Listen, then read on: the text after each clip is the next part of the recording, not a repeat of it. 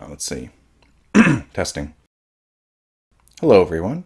This video is about debate and discussion, motivated by the current climate of discourse, both online and in the real world, my frustration with how debates and discussions are often conducted, and a strong desire to highlight tools for debating that I don't think get enough usage that could make our dialogue more productive and conducted with more integrity. I've been toying with the idea of making this video for some time, but around the time of the Destiny and JonTron debate, that inspiration is reignited. Over the last several months I've been collecting my thoughts, gathering clips and screenshots, and well, here we are. There are 4 parts to this video. First, while the polarization of our political climate can be frustrating, we are polarized for good, real, principled reasons. Second, while often maligned, I find the principled stand to not engage in debate can be a valid one. I present competing arguments for abstaining from engagement and the need to engage with ideological opponents, concluding that it's your responsibility to weigh these pros and cons and decide for yourself what to do.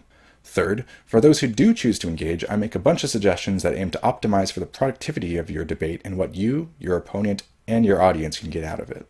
Finally, I conclude with a call to reevaluate our perceptions of online discourse, as most participants are just lay people. The most popular online thought leaders are popular primarily by leveraging platforms that reward appeals to entertainment, not intellectual rigor. My appeal is to not interpret their popularity as entertainers as justification for any fitness as a thought leader. We often hear about how the right and the left in America have never been so divided, and how our discourse has never been so polarized.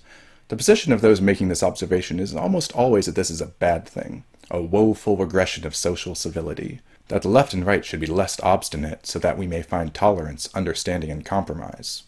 I was listening to NPR a while back and caught part of a TED Radio Hour episode, highlighting this TED Talk, which struck me as particularly demonstrative of this viewpoint. We need a new day in flexible ideology. We need to be less predictable, don't we? Do you ever feel like your own ideology is starting to get predictable? Kind of conventional? Do you ever feel like you're always listening to people who agree with you?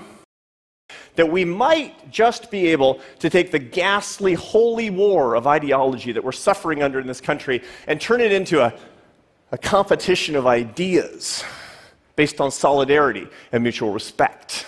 And then, maybe, just maybe, we'll all realize that our big differences aren't really that big after all. We talk about tolerance because we have low standards, basically. It's not enough to tolerate people. It's not even enough to help people. We need to need people who are not like us. I find this position obnoxious. To appropriate a quote from Errant Signal, it's a sort of South Park centrism, where everyone with strong opinions is wrong, skewering everyone in a lazy effort to be above the fray. That principled championing of one's convictions is unfashionable. That participating in the polarized discussion of our times is acting on mimetic autopilot, getting mad over issues that don't matter or are the same petty topics of bickering we've always squabbled over, merely dialed up to 11 for no good reason. I disagree. We live in very polarized times, but they are polarized for very good reasons. The issues we are squabbling over are important. Racism and white supremacy, misogyny, police brutality, healthcare, the very integrity of our free speech, democracy, and discourse. All of these issues affect people's lives in powerful ways, and they're all worth fighting for. The problem with the position championed by the TED speaker from before is that it trivializes the severity of the issues at hand. Real, meaningful opposition to serious problems gets rebranded as a polarized extreme, making way for an appeal to a centrist position of compromise that often does not exist. At worst, what follows from trivializing principled action as mere cartoonish extremism is the trivialization of the issues themselves, that nothing of consequence is on the line, breeding apathy. The meme that Democrats and Republican politicians are all the same. It makes a mockery of participation in civic discourse, leading people to ultimately vote in protest or not at all. Oh, for fuck's sake. Fine, you know what? Don't vote, but don't dress it up as something noble or sophisticated. The fake excuses offend me. Like, politicians, they're all the same. No, you're thinking of the Lord of the Rings movies. Or, oh, it doesn't matter who wins. Well, in Florida last Tuesday, the Democrat lost the race for governor by 66,000 votes, and if he'd won, 700,000 poor Floridians would have gotten health insurance under the Obamacare Medicaid expansion that Republican governors block. So It would have mattered to them. The TED Talk from earlier calls for liberals to need conservatives, and vice versa. But what need do people with pre-existing conditions have for Republicans who would repeal the ACA with no replacement plan to cover them? What need does a transgender person have for someone who would deny them basic human rights, dignity, and safety? What need do people of color have for white supremacists and neo-Nazis? Here's the thing. Jimmy said, if your baby's going to die, and it doesn't have to, it shouldn't matter how much money you make. I think that's something, whether you're a Republican or a Democrat, we all agree on. And unfortunately, that's not true. Right. And that needs to be said. That's not true. One side wants to tax rich people so babies don't have to die, and one side is mostly against that. And this lets Republicans off the hook. Let's not fuck around with this. We are not on the same page with this. This is not a squabble. No, where it's about just values. two sides it really being... is about values. I mean, what we've seen, this is a clarifying week, because what this vote showed was a kind of willingness to embrace naked cruelty. People will die. People will die, and they know it, and it's a price they're willing to pay. We are not all on the same page. We don't all agree. We're polarized in issues because those issues are important. There exist issues in which many people do not have the luxury of a detached sense of investment where they can agree to disagree. Dude, why are you gonna talk politics all the time? Like, god damn, dude. Like, it's just like, God, I just want to break from it. Like, yeah, and I mean, like, when you, depending on like what political issue you're talking about, there are people that would like a break from it as well, but it literally encompasses their entire lives. If we're talking about like the status of like black people in America, I mean, like, how absolutely, much like a fucking baby, do you have to sound like, man, dude, can you just shut the fuck up? I just want to watch sports. I don't want to have to think about this thing. Like, yeah, it must be nice that as a white dude, you can take a step back and never have to fucking worry about these issues that will never, ever, ever, ever impact you. But like, dude, like, have a little bit of fucking perspective. Holy shit. You, viewer, do not have to champion any of these causes if you don't care about them. It would be a great kindness on your part, that investment of your time and resources, but you're not obligated. With that said, the very least you can do, and what I would implore of you, is to not undermine those who are taking a stand by advocating for lazy centrism where the issues of the day are morally impotent and nothing really matters. Now, for those who do wish to engage in debate or discussion, the rest of this video is for you. A question you might find yourself asking before sitting down with someone: should I even do it in the first place? There are scenarios when engaging with an opponent can be productive, but there can be scenarios where it's best not to engage with them. I can't give you the answer as to whether or not you should, and to be honest, anyone who does proclaim to have a one-size-fits-all philosophical answer to this question that you can use to cover your ass in all situations is naive. Rather, I'm going to give you some pros and cons for scenarios where you are considering arguing versus not. These pros and cons I'm going to present are not reasons why arguing is good or bad generally. They're specifically reasons to argue if you're considering not, and reasons to not argue if you're questioning how appropriate it would be.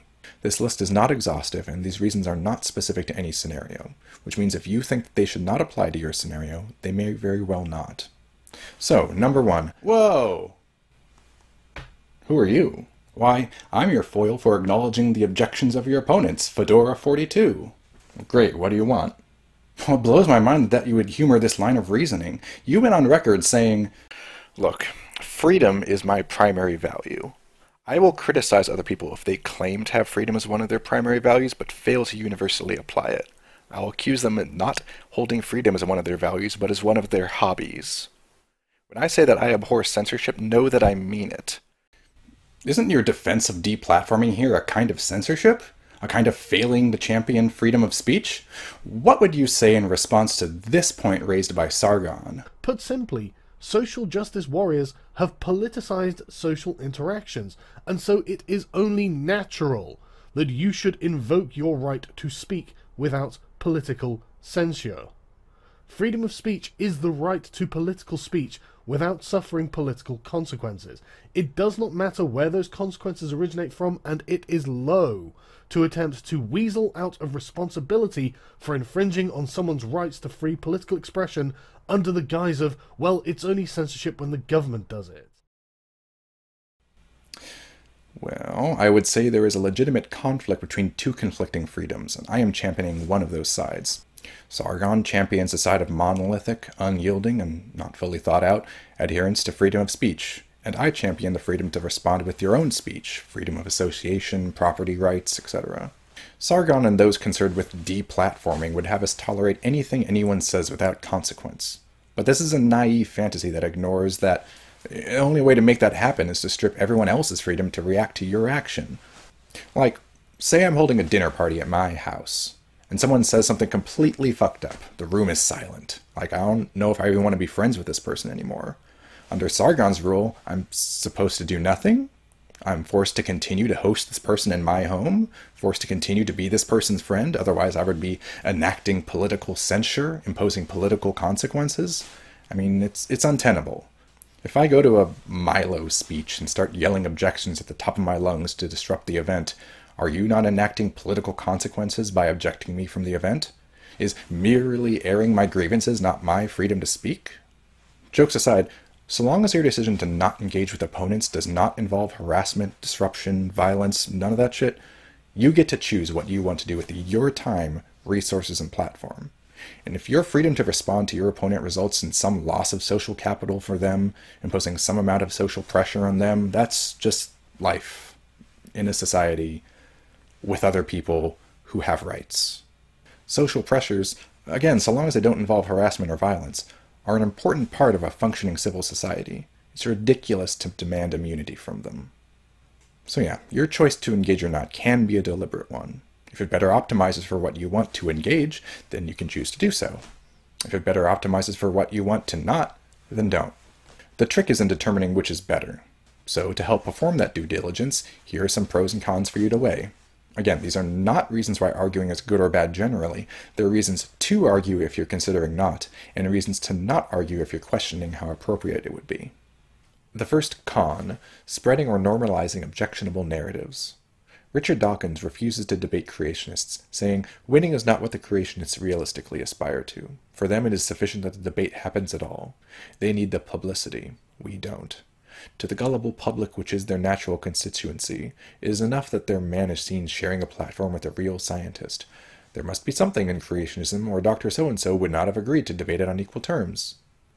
Inevitably, when you turn down the invitation, you will be accused of cowardice, or of inability to defend your own beliefs.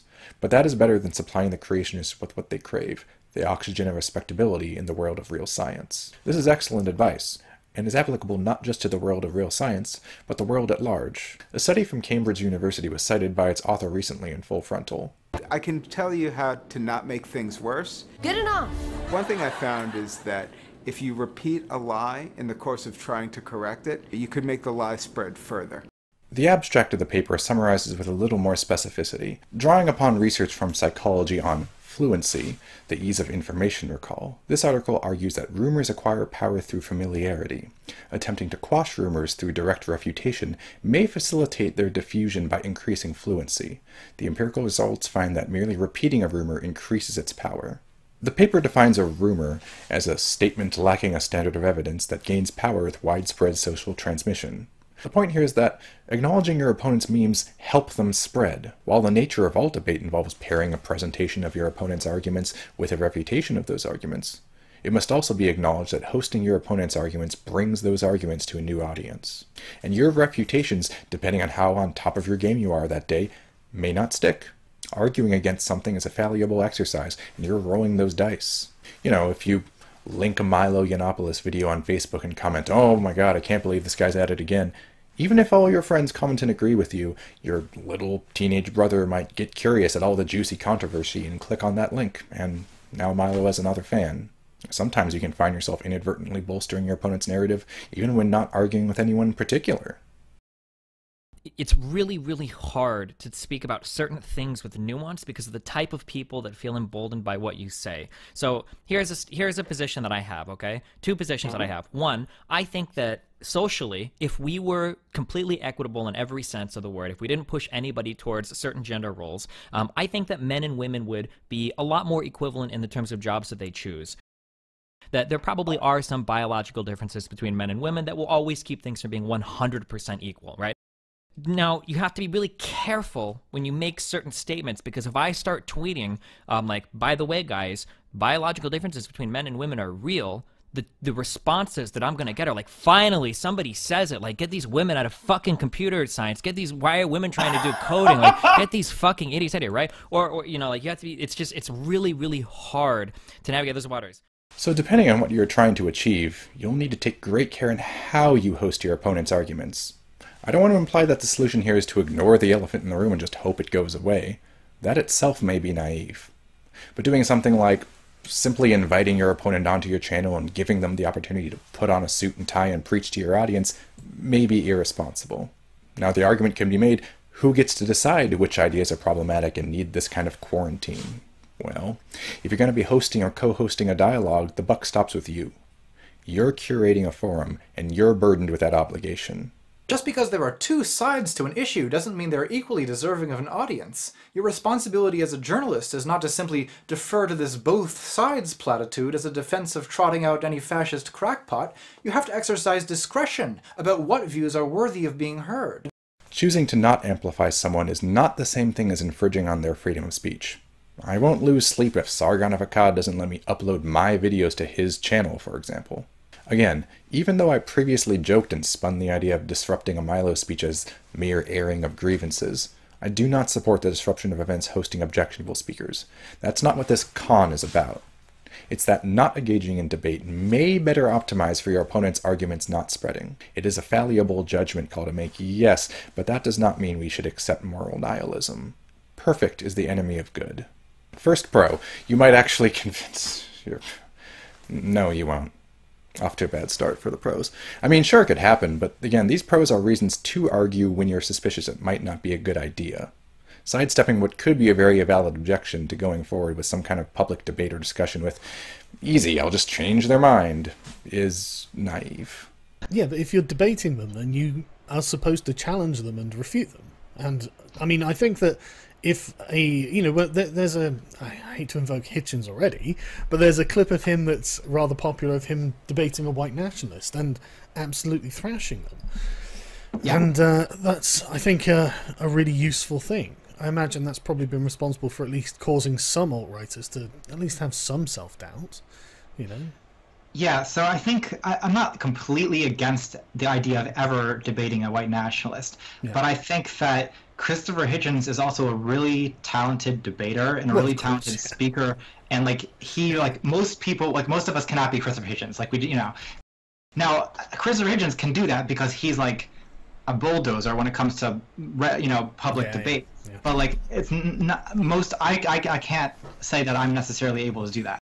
I'll get to Sargon's response to ContraPoints just then in just a second. But first, ContraPoints is speaking to survivorship bias. Rational Wiki calls this a cognitive bias that occurs when someone tries to make a decision based on past successes while ignoring past failures. Simply out-arguing or outdoing an opponent isn't something you can reasonably count on just because some exceptionally talented role model can accomplish it and make it look easy. With that said, this is very situational. Maybe your opponent is so weak that you have a grounded, reasonable level of certainty that you can mount a successful challenge to them. For some people who hold views you wish to challenge, it comes from a position of frustration and isolation where engaging in radical empathy could actually get across to them and successfully implore them to de-escalate.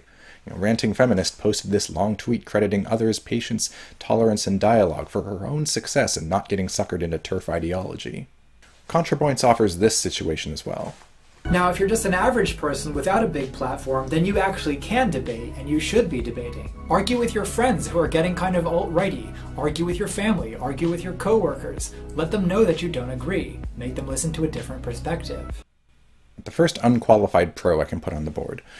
When repeatedly abstaining from challenging your opponents, it doesn't matter how principled that stand is if your side just doesn't get the representation it needs. Let's start at the beginning. What does genderqueer even mean? Well, hold on. Why should I even have to explain this? Can people not use Google? I mean, surely in this day and age, people have access to a wealth of reliable information.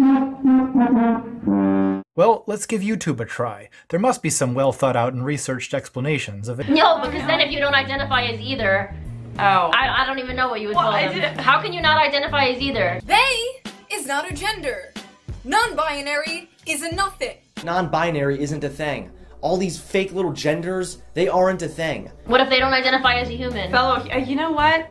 Okay. Well, clearly the beginning is way too advanced a place to start. We're going to need to work our way up from pre-kindergarten here.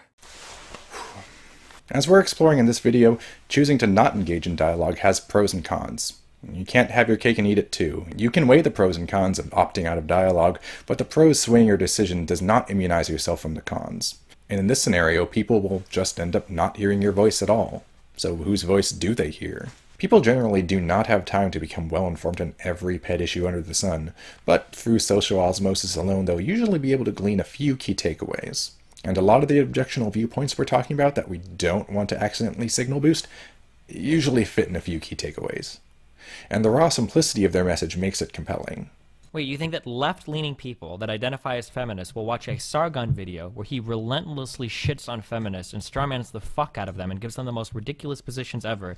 They're going to watch his videos and they're going to go, oh, that's a really good point. I'm not going to be a feminist anymore. You think that happens? Yeah. How? All the time. Well, if it works for them, then why can't people on the left just continue to be fucking crazy and savage as fuck about what they say then to people on the right?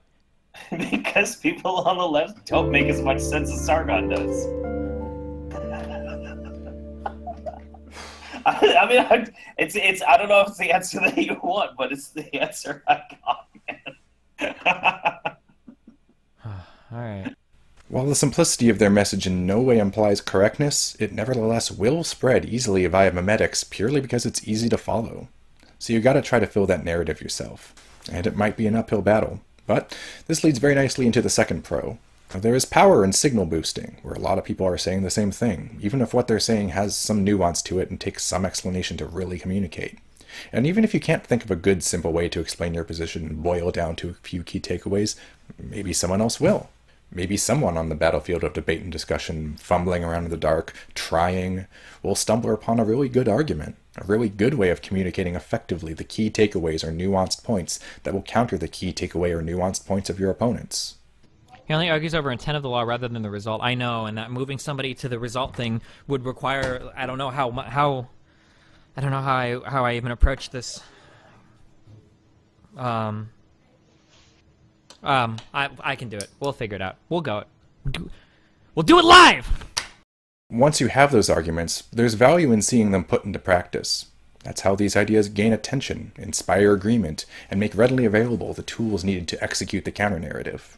But I mean, I see a lot of people saying things like, oh, I'm really glad that somebody is actually out here that engages with these people, that gives us arguments to use. And like, something that I always complain about on the stream in the past is that when somebody starts making an insult against me, I always see other people use it all over the place. Well, now when I use like different arguments that I've used against like immigration, or I'm sorry, in favor of immigration or stuff like that, I see other people on my end starting to use those arguments, like in the comment section of my YouTube vids, or sometimes people shit posting on 4chan, or even in the comment sections of other YouTube vids or on Reddit. So I mean, like, I don't know, I feel like it, to some extent, it helps. Next, the contentious issues we are polarized over are important because they severely impact the lives of marginalized people. And she can't seem to understand why trans people and people of color object to interacting with people who say and do racist and transphobic things. Apparently Milo Yiannopoulos and Richard Spencer are white supremacists just saying words, and as Lacey says on her Ask FM, speech is harmless unless it incites violence. To many people who feel that way, these conversations are a thought exercise, not a constant part of their lives. It's something that they do for fun. These conversations aren't simple disagreements. They often have real-world repercussions. Words are often the first step to dehumanization, and historically, the last step is often violence, and sometimes genocide. It starts with, Black people are suspicious, and then it becomes Black people are naturally violent, and then it becomes Black people just aren't people. And even though these are all just a collection of words, suddenly people have the words to validate and excuse the violence committed against Black people. It starts with trans people are weird, and then it becomes trans people are sexual predators. And then it turns into trans people can't be here. And when a trans woman is killed, they say, well, that's what trannies get. As these dialogues embolden, train, and proselytize ideologies that enact oppression felt by marginalized people, at some point one must ask, are these thought exercises worth it? At what point does it become immoral to play chicken with other people's lives in the name of sating intellectual curiosities? Furthermore, they say sunlight is the best disinfectant, but what happens when the infection doesn't get the memo that it's been sanitized? How moral is it to subject marginalized groups to a kind of eternal anxiety where their civil rights and very safety is constantly up for debate? It is possible that if you're not in a position to make tangible advancement for marginalized people's causes, gathering an audience, putting the safety of other people on the table for consideration, hinged on your fallible ability to win an argument, may be in bad taste. But ultimately, if we're to accept that the ideologies of opponents threaten the safety of marginalized groups, and if we haven't completely abandoned our respect and dedication to the values and principles on which our society is based, such that violence becomes the only means of redress, then standing with those marginalized groups and ensuring that their safety and interests are advocated for, where needed, may be needed to achieve social progress, and this requires vigilance. I guess my message to liberals, centrists, and non-fascist conservatives is this. If you care about even one person of color, or queer person, or immigrant, stand up for that person by opposing the alt-right and its allies. Just the act of standing up and making yourself counted can be powerful tools in resisting these narratives. The way I often like to see issues of policy and public opinion is on a continuum, with a line representing what side of an issue people are on. People will be clustered in different amounts all over the continuum, some solidly in your side, some solidly in the opposing side. The point of this way of framing the issue is that there will always be people right on that line, and when you make your arguments to allies and opponents alike, there will be people there to bring over to your side. Every bit of work you do helps. Earlier I showcased an exchange between Sargon and ContraPoints. Sargon's response to ContraPoints, expressing hesitation to debating a white nationalist because she couldn't run her opponent over like a bulldozer like Christopher Hitchens could, was, well, I mean, I don't think you necessarily have to be a bulldozer to just expose the cracks in it. Yeah. And honestly, I think most people are very well predisposed to this anyway. So if you can do, I think, even just a basic refutation of it, then I think that means more to most people than not trying. I don't necessarily disagree. A lot of popular public faces on platforms like YouTube have made note of DMs and emails they've received from people who changed sides after being convinced by people like themselves, who made that effort to engage with their opponents and/or their ideas. And you can do it too. The paradox of tolerance states that the establishment of a tolerant society cannot be achieved without being intolerant of intolerance itself. Otherwise, absolute tolerance leaves the door wide open for the intolerant to destroy that society, whilst everyone watches on in tolerance and inaction. The "so much for the tolerant left" meme is a funny one, but conservatives who employ it unironically, using the left's aspiration to tolerance as a weapon against them, provide the real-world demonstrations of the paradox of tolerance. For debate, intolerance of intolerance is implemented by observing intolerance inherent to your opponent's ideology. If your opponent's ideology does not permit the existence of others, if the goal of their ideology is to restrict human rights or curtail free speech of others on religious or ethno-nationalist grounds or whatever, then you are not acting in the interest of free speech or human rights, championed by our society as core virtues and principles, by conceding to them any ground and giving them any oxygen or respectability. Quoting, "It seems contradictory to extend freedom of speech to extremists who, if successful, ruthlessly suppress the speech of those whom they disagree." If the goal is to make sure objectionable narratives stop existing and stop threatening people, then social pressure and legal action can be sufficient. Ostracizing and making impossible any integration of these people into civil society can have a chilling effect on the ability for their narratives to gain traction. Whoa! What the fuck, dude? That's probably the most immoral thing I've ever heard you say. Are you really saying people should harass and dox their opponents into silence? Plus, doesn't that make your side look bad? No one should engage in harassment or doxing. Period. But I am saying you have your freedom of expression, freedom of association, etc., that you get to exercise as you see fit. You can stop being friends or otherwise cut off all ties with someone. You can leave a club you're in with someone. You can stop frequenting a business and make your rationale public. You can make that Thanksgiving or family gathering real awkward or disinvite that family member in the first place. Whether it is moral to do these things is certainly up for debate, but what I'm pointing at with this con is the mere acknowledgement that they can be effective. And it is certainly an approach to keep in mind. When it comes to whether or not it makes your side look bad, realize that your opponents will always say your cause looks bad. This poll data from 1961 shows that demonstrations from the civil rights era, that are looked upon favorably by history, were at the time polled as hurting the civil rights cause. Hold on, Morty. You know what? He keeps saying we can run, but we can't hide.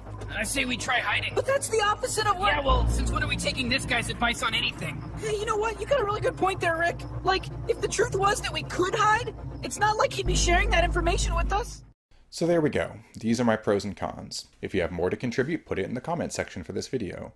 And if you'd like to hear more pros and cons to help guide your decision, try skimming the comment section. Now, the number of pros and cons on each side here are not what is important, nor is how much time was needed for me to explain each individual pro or con. What matters is your personal due diligence in weighing these for yourself and your decision on whether or not to engage. Now, if you've made the decision to hold a debate or discussion with an opponent, fantastic. What I want to do now is give my suggestions for how to conduct that dialogue to optimize what you, your opponents, and your audience can get out of it, as well as optimize the integrity of your debate on an intellectual level. There's a lot to get through, so let's just get started. With getting the obvious out of the way first. Avoid logical fallacies, be civil, be confident, be intellectually charitable to your opponent, don't use whataboutisms, etc. All the really obvious stuff. I'd skip this entirely because I know you know these already, but I'd be remiss if I didn't mention to remember the basics. The first and most important suggestion is to ignore tone. Consider and respond appropriately to your opponent's ideas regardless of how offensive or inoffensive they conduct themselves. Your opponent's ideas are what matter because the entire point of debate and discussion is to interact with those ideas. Your handling of those ideas are what can shape an understanding of the world for yourself and others. In light of that, the fleeting way those ideas are conveyed to you just don't matter. There was an exchange on an episode of Real Time with Bill Maher that I thought was helpful.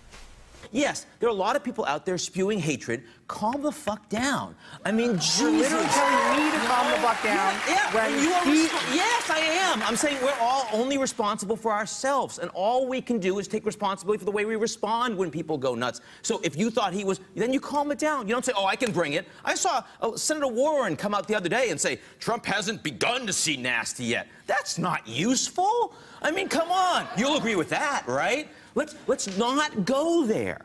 If your opponent is aggressive or insulting or frustrated, then yes, they're not communicating effectively, distracting the conversation, wasting time, energy, and potential. But while you can't control them, you can control how you respond to them. People don't communicate with the perfect effectiveness all the time, not just because of tone, but maybe they're bad at getting to the point or explaining what they mean clearly, or they go off on tangents, You can begrudge someone re-explaining themselves, getting back on track, etc., because there is utility in doing so. It serves the ultimate goal of the debate or discussion to extend patience to them. The same goes for scenarios where your opponent has a tone that is not constructive. Further, I really like this Saturday morning breakfast cartoon strip, especially the last panel. I strongly implore you to resist interpreting frustration as irrationality. Ignore tone. Just because your opponent is frustrated doesn't mean they have no point. Do you have any evidence to support that? The evidence is the historical record. The Nazis didn't come to power on a platform of gas chambers and ghettos. Godwin's law. Saul, this is why I'm having trouble following you here. It's like you can't disagree with someone without resorting to calling them a Nazi. Well, what do you want me to say if that's what they are? I just don't see why, if your ideas are correct, you can't explain them calmly and rationally. Fritz over here has no problem with that, even in the face of you calling him a Nazi. I mean, here he is, trying to express some valid concerns about white identity and national security, concerns which many Americans share, and I can see where they're coming from. I mean, there are thousands of organizations that promote the interests, values, and heritage of non-white minorities, so I don't see why it's suddenly racist when white people get together to do the exact same thing. In this clip, the character Saul has very cogent responses to the arguments of his opponent, but eventually becomes exasperated with the exchange. Jackie makes the mistake the Saturday morning breakfast cartoon comic alludes to by treating Saul's frustration as grounds for dismissal of his arguments. The clip then goes on to very cleanly exemplify the converse of ignoring tone. We've talked about ignoring tone when it's offensive, but you must also ignore tone when it is inoffensive. Jackie makes the mistake in this video of uncritically warming up to the points made by Fritz for no reason other than that Fritz made those points calmly and rationally. Expressing an idea calmly and rationally does not give that idea any more validity, period. The strategy of remaining calm and rational to optimize the optics of your side certainly works, and it's always a good thing to do. But the persuasive power it itself has is a fallacy like anything else. A straw man argument can equally work, and this is just a kind of appeal to emotion. Now, by asking you to ignore tone, I'm not saying that you should rebut every shitpost that comes your way. You'll need to exercise discretion. A lot of the time you'll encounter arguments not made in good faith that are beneath you, and it's a waste to invest time and energy to low-effort troll bait. But when that is not the case, when your opponent has a point buried in the noise, it is constructive to focus on that point and ignore the noise. I'm also not saying that you should completely ignore emotion either. ContraPoints made an excellent point of this in regards to how understanding more than what your opponent is literally saying can betray subtext, connotation, and innuendo, which is important to truly understanding everything your opponent is communicating to you. So yeah, it doesn't matter if it's a principled demonstration, impassioned protest, insulting tweet, or calm, reassuring propaganda. Ignore tone. This Twitter conversation largely highlights the wrong mindset to have when engaging in debates or discussions with others. Don't weirdly hunger for the spectacle of debate. While finding personal satisfaction in standing up for what you think is right is a good thing, this shouldn't be entertainment. The social media game sure incentivizes you to optimize views and subscribers and ad revenue and what have you, but this should all be about the pursuit of truth, right? Not about you, right? Similarly, one obnoxious aspect of online discourse is just how childish a lot of it is. Don't participate in it. Act like an adult. Don't shitpost. Don't block people as a way to shun them. Similarly, don't try to carve out a space for acceptable shitty behavior. If you're about to trash talk somebody and you're justifying that to yourself with, oh, it's okay because this person is a... just stop. You're already approaching the situation with the wrong mindset. I know I showcased this screenshot earlier, and while it is funny, it's not what I'm recommending. I'm saying just don't respond. My advice certainly doesn't optimize for entertainment, but it does optimize for integrity and maturity. So the term genocide is almost always hyperbolic, but it does, in this case, describe it. I mean, this is the position that she's critiquing. And to me, it's a good faith critique that she's giving of you. And then you're responding not by denying the critique, but attacking her physical appearance. Which is like, this is just not the you're saying that equivalent things. You're saying that I should seriously engage her when she says that I'm enacting genocide, that I should really pick that apart and really respond, like an adult to someone saying that I enact genocide. Yes. Always act like an adult. Period. If you think the other person isn't arguing in good faith, just don't respond. One thing that I find really important that I rarely see others acknowledge is that there are two completely orthogonal ways of looking at any objectionable scenario you want to talk about. There's how to navigate and survive effectively in that objectionable scenario as it exists today, and then there's how to change that objectionable scenario so it isn't objectionable anymore. These two approaches to a problem are completely separate conversations, but it's so common to see and so obnoxious when someone objects to a speaker's argument that takes one of these approaches with an appeal to the other approach. Do not do this. Like, for example, let's say you're talking about online harassment. You can be talking about social and technological solutions to the problem, way to change the laws so that law enforcement have the tools necessary to both combat it and understand it in the first place, etc., etc. And then someone shows up with the objection, but why can't these people just toughen up? It's the internet. You can't expect to not be criticized when you make public statements. If you can't stand the heat, don't go into the kitchen in the first place. I mean, see how that's completely orthogonal to the conversation at hand? We're talking about how to change a shitty situation so it isn't shitty anymore, but Fedora 42 wants to change the conversation to how to merely survive within the shitty situation. You'll be surprised how many times this kind of irrelevant and orthogonal objection comes up. Keep an eye out for it. On the flip side, I encourage you to try making explicit in your discussions which of the two approaches you would like to talk about. It'll help focus your discussion and prevent these distracting approach-shifting arguments from coming up, now that you'll know them when you see them. The Turing test tests an AI's mimicry of human behavior by asking a layman to casually determine if they're interacting with a human or a machine. If they can't tell the difference, then the machine passes the test. The ideological Turing test tests whether or not you have the capacity to faithfully represent an opponent's position, that you can repeat your opponent's arguments in your own words. If you can't pass it, then you don't actually understand what your opponent is trying to tell you. And it should go without saying that there is utility in understanding what your opponent is actually trying to tell you, and not simply arguing against straw men. Similar to ignoring tone, so long as your dialogue can be had in good faith, treat what your opponent is saying as if it's an idea spoken anonymously, out of the ether. Don't get distracted by who they are. Even Hitler is correct if he says 2 + 2 = 4, and Hitler being Hitler shouldn't be your grounds on dismissing him if he tries to tell you it equals 5. Because what if someone you know nothing about repeats the same claim? Can't use the same trick, so always practice arguing against the argument, not the person. This also means don't try to dig for hypocrisies when someone tells you something. Don't be this guy. This harkens back to not pursuing drama and not engaging in justifiable douchebaggery. Rational Wiki quotes Hanlon's razor as, "Never attribute to malice that which can be adequately explained by stupidity." This is a good adage in general, but try inverting this one around on yourself. At the same page gives an alternate saying, "Never assume error when information you hadn't adequately accounted for will suffice." If your opponent says something or is accused of saying something that sounds insane, it's more likely that you simply don't know something about their stance or that event or situation, and your alarmed interpretation of them stems from that incomplete understanding. Always first assume you don't understand and seek clarification. If they give you clarification to a reasonable degree of satisfaction and you can now pass the ideological Turing test, and then they're still nuts, then yeah, they're nuts. Don't do the thing where your response video is their video, but you occasionally pause it and give commentary. It's obnoxious and cringy, because you're almost by definition responding to your opponent's argument without actually hearing their entire argument. And you'll inevitably end up objecting to something your opponent clarifies as soon as you unpause the video, and you end up looking like an idiot.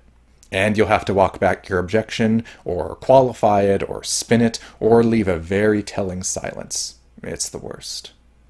Sometimes it's appropriate to ask for sources when truly central to the discussion at hand, but other times you're just being a sea lion and sabotaging the good faith you have with your opponent. Just ask yourself, if you leave the point unchallenged, how much does it really bolster their argument? If you do challenge them and frustrate them into linking you the first thing they Google or Bing to support their argument, even if you debunk their source, does it really swing the discussion enough to make it worth it? Following from that, don't sea lion. Just don't. Have humility and be skeptical when feeling comfortable raising issues others find difficult, because the possibility exists that you are ignorant or out of touch as to why they're, possibly very justifiably, difficult to raise. I'm not saying you should never bring up difficult topics, but do consider the impact you'll have on others first. It's not like you're changing the world when you do it. You're for the most part just indulging others in your whims and curiosities, and if you hurt people while focusing on yourself and your own desires, people generally aren't going to have a lot of patience with that, and it won't be a very constructive endeavor in the long run anyway. There's this piece I read called The Tyranny of Problematic. I don't agree with everything in it, but it's a good read. It revolves around how the 60-year-old founder of poetry slams was invited, in 2017, to read poetry at a slam on a college campus, and ended up reciting the kind of racist, misogynist poetry a 60-year-old man from another era would write. And the author of the article asks, what the fuck did you think would happen? And following from that, either you're faking outrage or you're stupid. So don't fake outrage. You know your opponent's ideas exist in the world, so however personally intimidating it may be to personally encounter an instance of them, their mere existence should be mundane and not shocking in the least. You objectively know people exist who hold this kind of view. Well, here's one of them. Fine, whatever. Obviously, when you're arguing, you shouldn't make logical fallacies like strawmans, but it can be hard to not make little strawmans here and there to dramatize your arguments or the awfulness of your opponent's arguments. It's like a knee-jerk reaction. Everyone does it.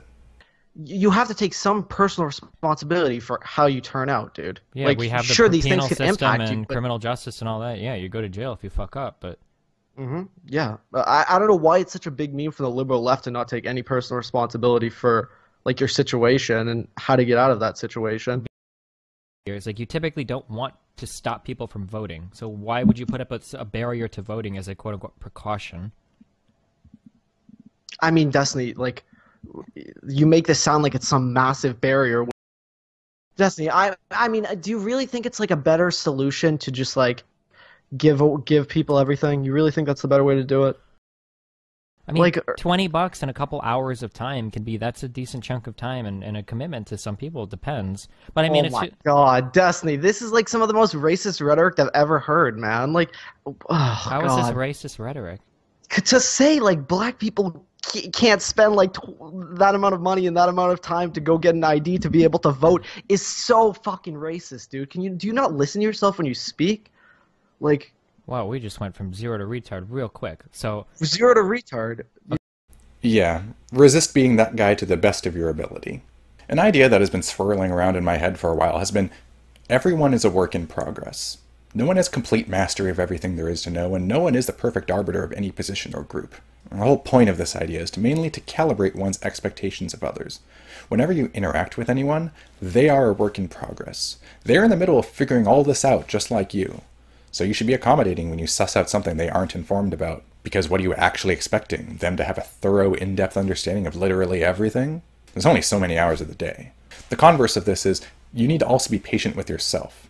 You need to have humility and not pretend you're perfect. This idea that you have to be so fucking invested in your position that if you ever say something like, oh, that's interesting, I'll consider that, or I'm not sure about that, I need to look into that, I'll get back to you. Like, all of a sudden you're some radical alt-centrist, right? Because you're willing to admit that there's something you don't know? Like, I don't know. I don't like this. I think this post reeks of, like, intellectual cancer. This bit from day 9 builds off the previous point to make another.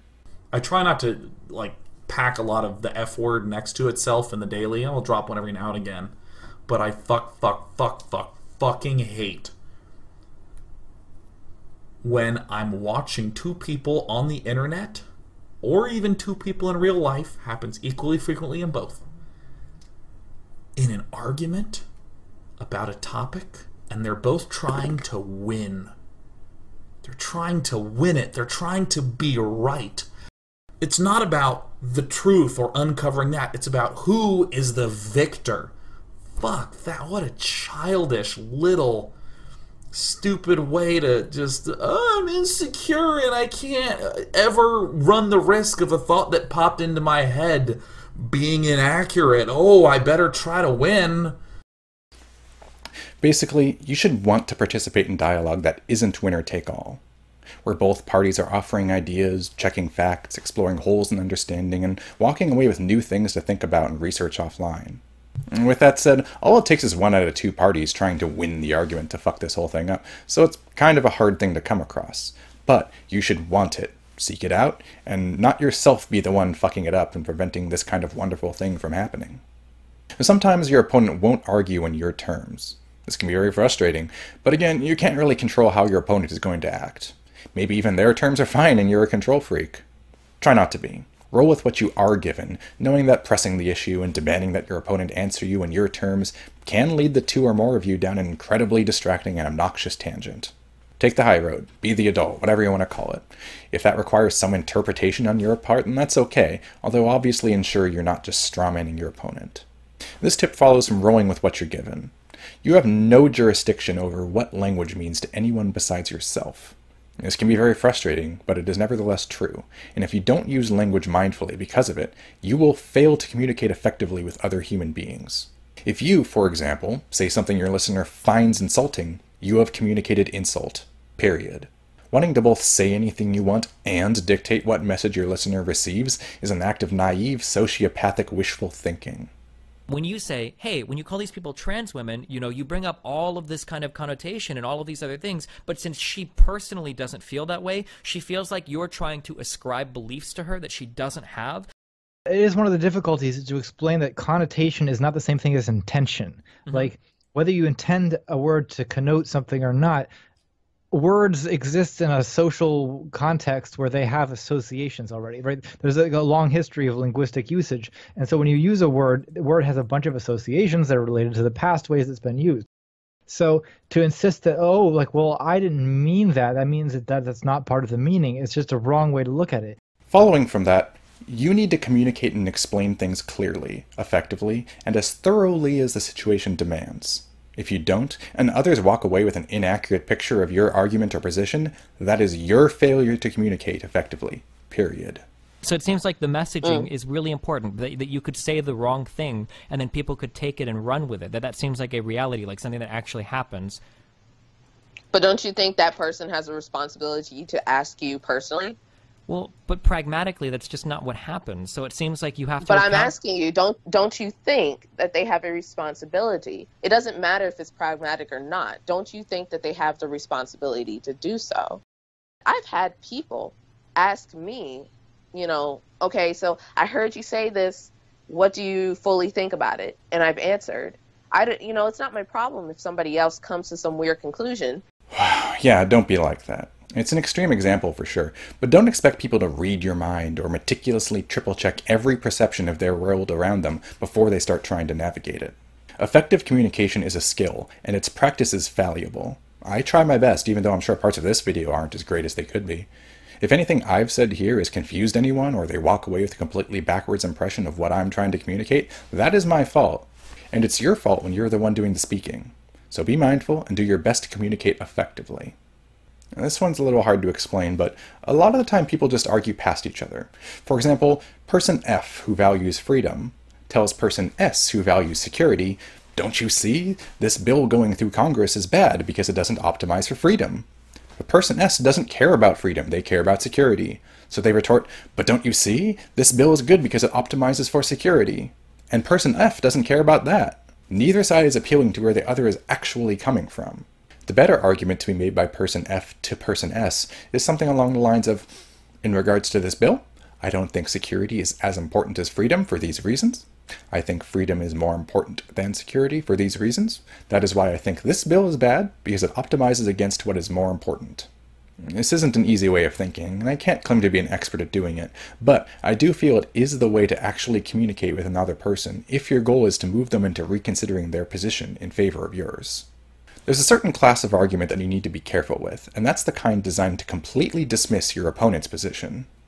Like, I honestly think that, like, the Uncle Tom thing is the same kind of idea as, like, internalized misogyny. And, like, calling somebody out on that is really hard, too, right? Because you're essentially saying, like, well, you have the wrong opinions as a woman. Like, how do you use that as a term or recognize that as in its existence without also being, like, dismissive of everything the person says? Like, some arguments fundamentally can only be used to invalidate the opinions of another person, and that doesn't always mean they're illegitimate. It just means they're really dangerous to use because you can be called out on it if it doesn't go well. No one likes being completely dismissed out of hand, and for good reason. So arguments along these lines don't lend themselves to productive dialogues where you come off as participating in good faith. If it's really important to the topic at hand, you can try, but it's going to take some work on your part. Yeah, I feel like the only way you can say it is say something like, hey, I understand that your lived experiences may contrast with mine, and I'm not trying to suggest that all people of a minority group should think together, but I feel as though the opinions you're expressing here are expressively contrary to the interests of your group, and you're profiting off that by appealing to, like, the hegemonic majority. I feel like that's the only, like that's listen, the man, most... that's a lot of nuance for a fucking 140-character tweet. Similarly, don't assume people aren't authentic, that they're only looking to pander to and subsequently profit from their audience, or that they're paid protesters or whatever. It similarly only serves an intellectual short circuit for dismissing your opponent, and they don't help you if your basis accusation is wrong, or those opinions get mirrored by someone you can't levy that accusation against. Let's look at this pair of exchanges. Let's say that a congressman passes a $5 billion reform to redo, like, the pipes in some city, and they do it, and it turns out that by redoing it, they end up poisoning the townspeople. I wouldn't assign, like, an evil intent to that person. Or okay, but I think there's a flaw in your analogy. You're referring to something that is routine, something that is not really a reform. The Immigration Act was a reform. How about the war in Iraq? Do you think the war in Iraq was just? The difference is that, like, I can point to evidence where I know that the Bush administration created another organization with the intention of misleading the American public on WDAs. I don't know if this happened in the specific act that you're talking about. You know, maybe it's not a perfect analogy, and I think you would agree that there are things that make it totally insufficient altogether to compare, but I think, you know, we've stated our case. In the first clip, Fuentes nitpicks an analogy in order to discredit and reject it. In the second clip, after his analogy is criticized, he insists that it still stands as demonstrative of his point. Which is it? Let's look at another pair of clips. But is there any good reason to think that that's possible? I mean, anymore, you can't medicate the gay away. That's been tried for a long time. Is there any good reason? Transsexualism, gender dysphoria is not the same thing as being gay. I mean, it's not the same thing, but is there any good reason to think semen is a fashion movement, or whereas being non-binary involves all kinds of things, how you relate to your body, how you want to have sex. I mean, I just don't think I don't think this is a fair character. I don't think this is a fair comparison. I mean, it's not a perfect comparison, but hopefully you can see what I'm pointing out here. I'm not saying you should let every analogy stand, but there is utility to rowing with what ideas are trying to be illuminated and communicated by use of analogy. It's obnoxious when opportunities for communicating ideas are lost because someone hunted for an excuse to disqualify or invalidate their opponent.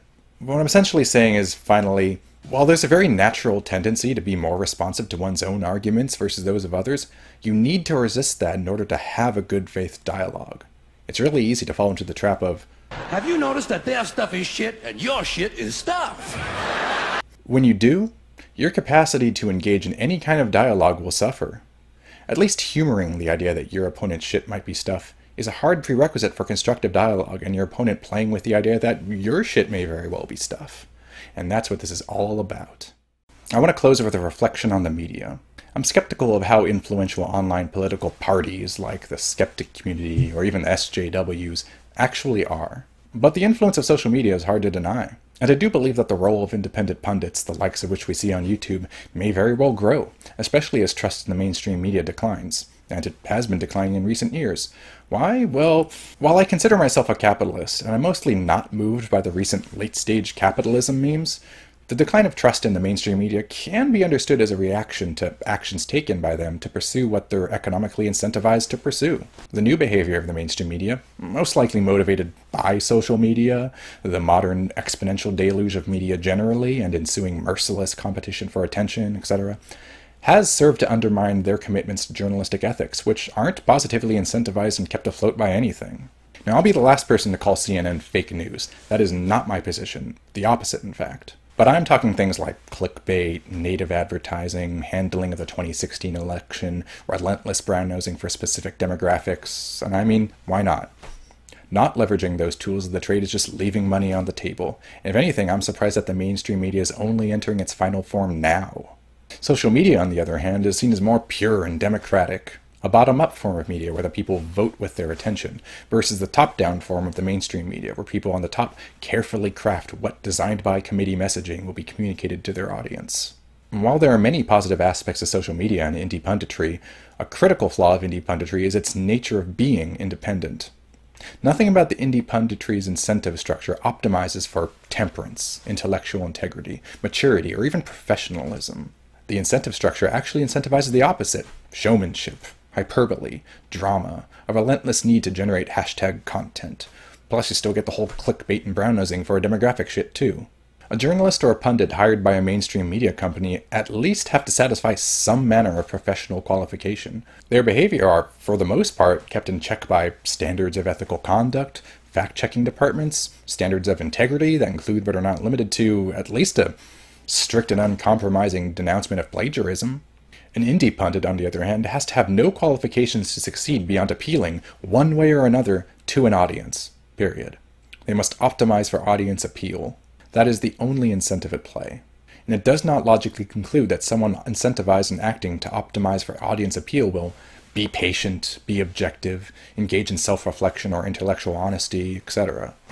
And when you search feminism on YouTube, with the exception of Lacey Green, the top videos won't be from the few feminist creators on this website. They're going to be from channels like Wrecked Feminist Videos and videos of people raging against feminism. And these videos get a lot of views, way more than any polite, well thought out critique of feminism ever would. Let's be real, YouTube is all about entertainment, and most people aren't entertained by a formal debate. It's a lot more entertaining to call a feminist a fat-triggered bitch than it is to politely dissect their feminism. As much as you hear anti-feminists talk about how reason and logic should rule these conversations on YouTube, hardly any of these videos exist, and they certainly aren't the most popular ones. Generally, these videos aren't full of research and evidence. It's mostly slurs, exaggerations, opinions, and chortling sarcastically at Jezebel articles. Huh, triggered.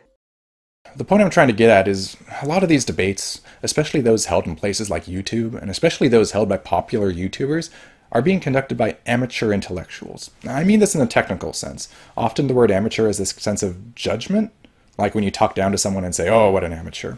It's not what I'm saying here. I am saying that they are not technically professional intellectuals.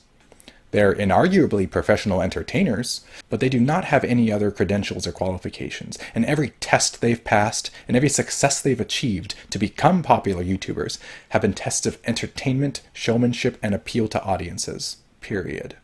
Please, I beg your Destiny, stop inviting random Twitter shit talkers to debate with you for 2 hours about the same shit over and over and over again. No one cares what this guy thinks about race. So I don't care about the person. I care about the thought process, right? I don't care if I'm talking to a random or a really intelligent person. That guy that I talked to last night was one of the most intelligent people that I've talked to in terms of constructing thoughts. Now, I disagreed with a lot of what he said, but I would much rather have a million conversations with that guy than a single conversation with fucking Sargon or Lauren Southern or people that don't even understand logical thought processes, okay? Like, these are bottom of, like, when you're talking about a conversation with Lauren Southern or Sargon of Akkad or JonTron, right? These are people that are more famous, but it's the conversations are not satisfying. Whereas I would much rather have a conversation with the guy that I spoke to last night, somebody like JF. Even if I'm disagreeing with a lot of the things they're saying, at least I can appreciate there's thought process, and there's a platform to communicate with, right?